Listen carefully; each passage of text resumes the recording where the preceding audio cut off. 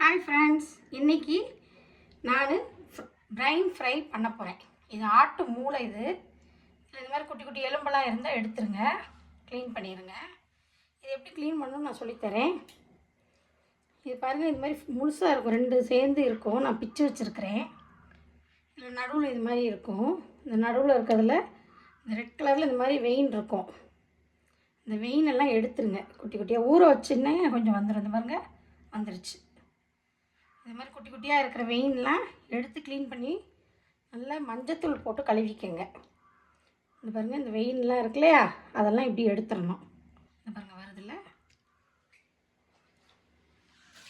தும்மி எது கழுவுனாலும் மஞ்சள் கல் உப்பும் போட்டு கழுவுவேன். கொஞ்சமாக கல் உப்பு,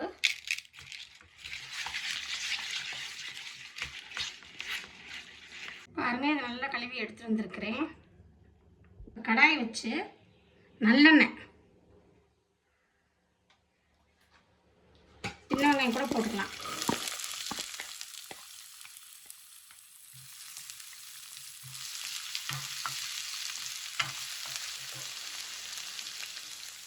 வரமிளகா பிச்சு போட்டுக்கோங்க.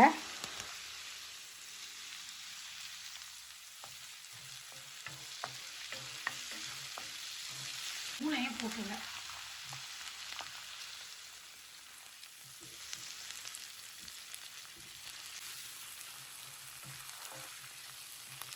சீக்கிரம் வெந்துடும், ரொம்ப நேரம் வேக வைக்க தேவையில்லை. கொஞ்சம் மஞ்சத்தூள் பாருங்க, கொஞ்சம் தண்ணி வற்றிருச்சு.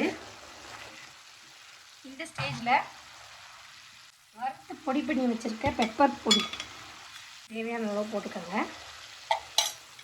இப்போது சீரகப்பொடி, அது கொஞ்சம்.